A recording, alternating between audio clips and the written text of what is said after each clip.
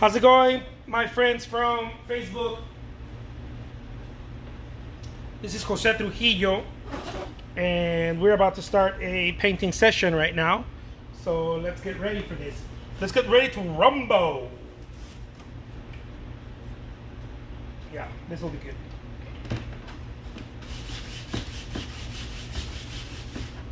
I hope you're all doing great. Let's get ready. If you have any questions, please feel free to contact me here, or you can contact me. I'll put my email at the bottom. That way you can contact me directly. jtrujillopaintings@gmail.com. That's jtrujillopaintings@gmail.com. I still use a Gmail because that's what I'm used to using. So let's get this going. I'm here in my studio. We're still in quarantine.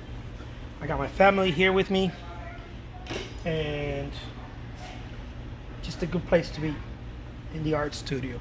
So right now, what I'm gonna do for you guys is prickly pear cactuses with some floral in there.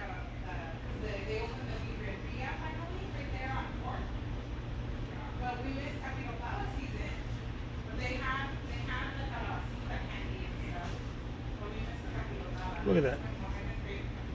So I'm gonna have my floral right here. Remember, florals like this are basically like little teacups. You're basically doing a little teacup like that. You see? Look at that.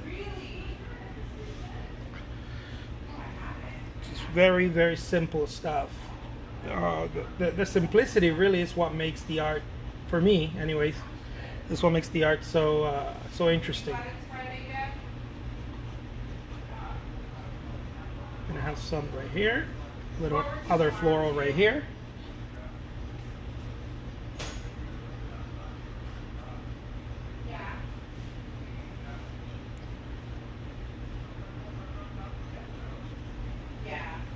A nice little floral right here, just little buttons, right? Little buttons on the man. I sound like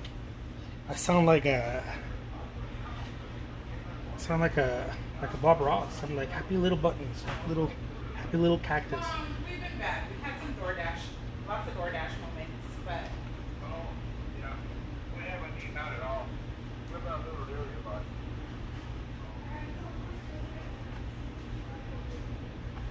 Look at that.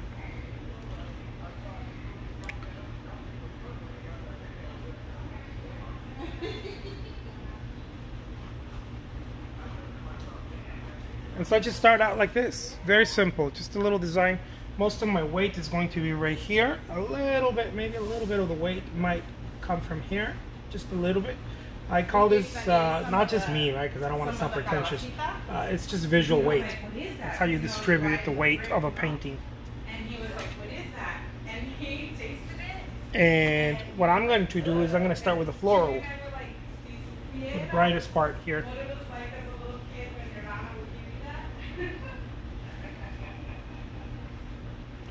Look at this.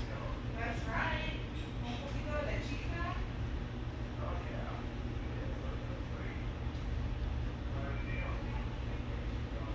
Look at that. Beautiful. I feel like I got my sexy boys on. I'm like, beautiful. All breathy and stuff. I'm trying not to be so loud, because usually I'm very loud in these lives, and I don't know how it sounds on the other end. Someone told me already, dude, every time you make a live, especially when I go on Instagram, I start screaming. Love Bob Ross. Well, I ain't no Bob Ross, but I may be a Mexican Bob Ross right here. Arbolitos felices. Happy little trees.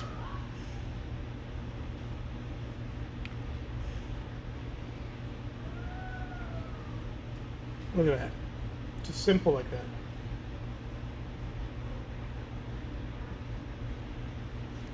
A lot of it has to do with the angle of the brush, by the way. The angle of the brush pretty much is everything when it comes to the brush strokes. The angle is really what hides all the mystery.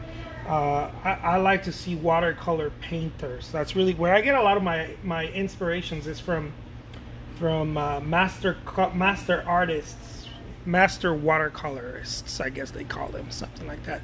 I like to get most of my inspirations from them because from brushstrokes, right? From those people because they're it's so fluid. I mean, they're playing with water, right? The whole thing it's water, and so they're so fluid that they really have to pay attention. I mean, any type of art form, I think you have to pay attention, but watercolor, man, it's like ice skating. You really have to pay attention. Not that I know anything about that, but the way that I see them do it. And so I get a lot of inspiration from the watercolor artists. I can look at them for hours. Just look at what they're doing, how they're moving the brush, you know, and directing that water into their paper. Thank you so much, Sandra. Appreciate that. Hi, Sandy. Thank you. What's up, Pablo? How's it going?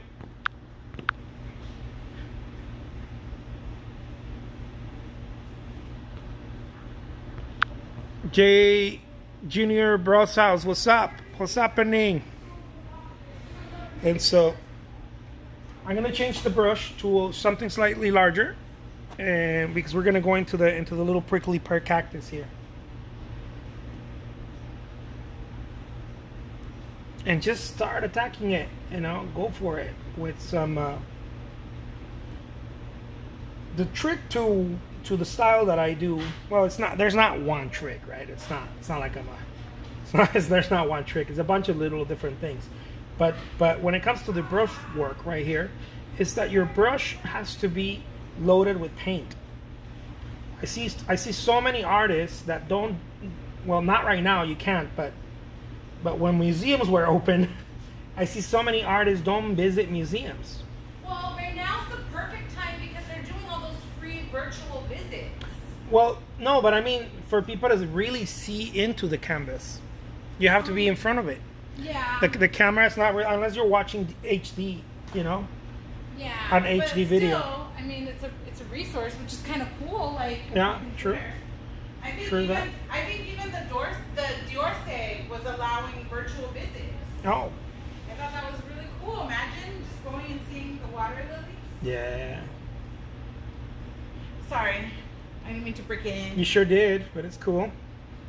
It's my wife right there, giving her 2 cents. Just brooding shit. Just yeah. Basically, there's not enough paint in the canvas, and so you need to really put some paint in there.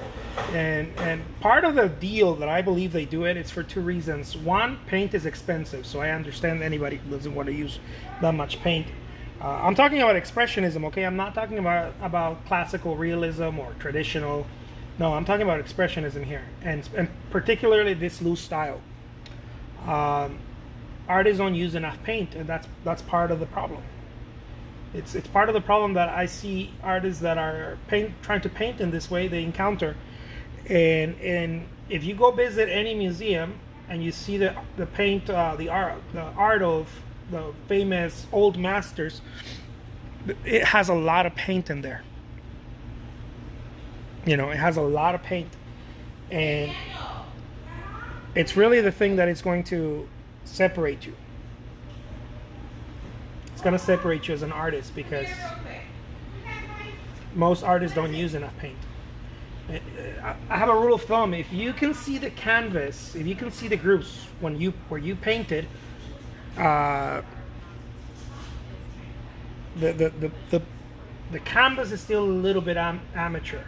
Okay, when I go see paintings in a gallery, or I try to see new artists or whatnot, one of the very first things that I see is the canvas. Can you see the canvas where the brushstroke is? And if you can, which is 90% of artists today, they still haven't practiced yet enough. Paint. I know this sounds like I'm on a soapbox, maybe because I am, but using lots of paint is extremely important. I highly recommend anyone to go to museums and see what a Rembrandt looks like, what a Monet looks like. But you guys are all talking on top of me. What's up with that? Go check out a Rembrandt, go check out a Monet, and check out the amount of paint that they have. Man, quarantine, I'm telling you, working from home. I'm in the studio, but it feels like I'm working from home. Gotta send that kid to school, man. That is Viridian.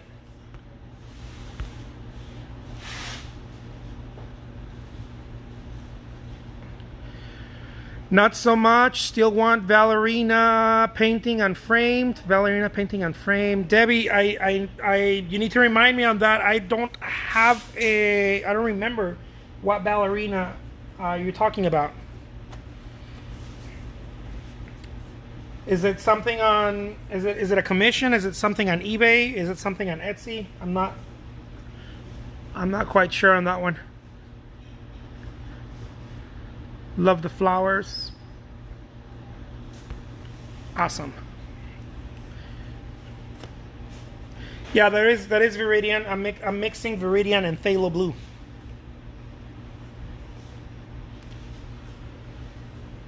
And now we're gonna get some phthalo and purple. We're gonna start going in there. Another thing is brush control. Brush control is everything too, guys. For the people that are looking to learn how to paint in this style, there is such thing as going too fast. There's no such thing as going too slow unless you're overthinking it. If you're overthinking it, you're going too slow. But there is such thing as going too fast. I've experienced that, and then you miss the control of the brush.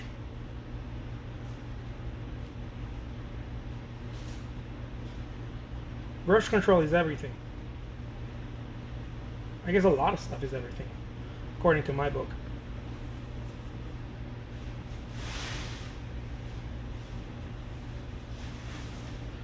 Thank you so much, Pablo. I appreciate that.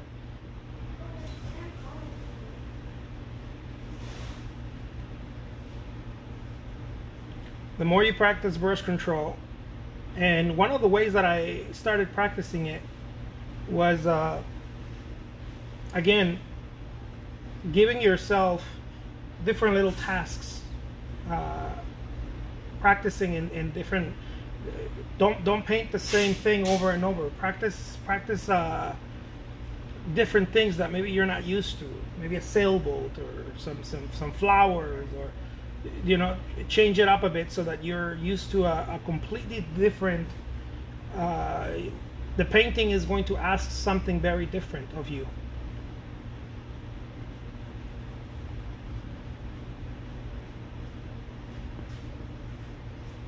Every time. Look at that.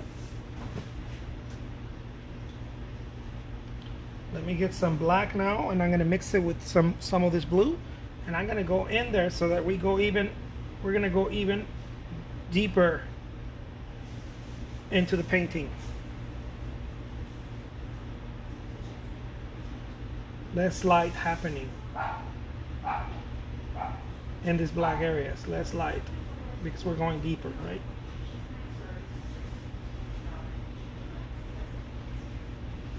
And then we're going to bring it out. I'm going to show you right now. We're going to bring out those areas.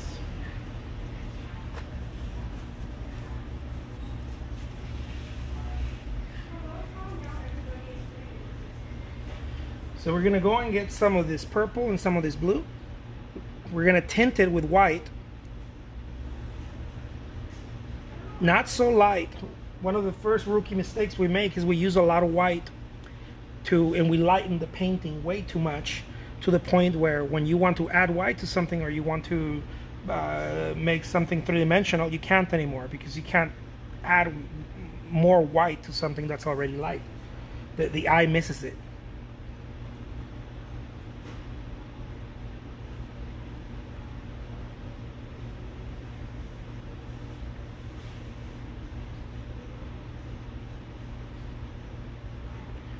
Very simple expressionist painting. I'm going to get some green, and I'm going to add it to this purple that I did here. Tint it a little bit, put a little bit of white. And we're going to suggest that something else is happening back here. Look at that. Something else is happening, see?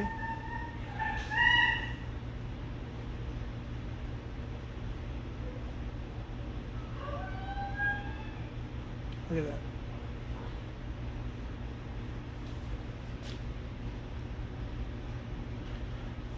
Very simple. And that's that. There's so many other little things we can do with it. But just to give you an example, you can stop at any point a painting like this, but just to give you an example, look, we can add some, these are not highlights, okay? This is more like little halos around the main objects. Monet used to do this in his water lilies. He would add little halos around his water lilies, and it's not to highlight necessarily. It's not creating a highlight. A highlight would be a light green that I would do, or something to even if it's another color in the object to make it brighter. That's not what we're doing here. The little halos are to remove it from the background. He would do that with yellow, orange, around the green lily pads, or use red around the florals. It makes no sense in traditional painting, but when you're doing something expressive, it makes all the sense in the world.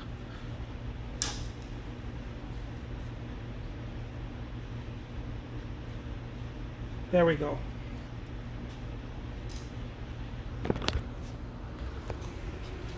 And there it is. There's a lot of light hitting it. Let me see if I can remove some of that glare. Look at that, because this creates the glare, and then the glare is gone if I pull it down. Okay, my friends, my name is Jose Trujillo. I'm an artist. This and other paintings will be available at auction tonight. Okay, they will be available at auction tonight. Thank you so much, Pablo. Appreciate it. Thank you, Anna. Thank you, Jennifer. I will have them available at auction tonight on eBay. This and other paintings.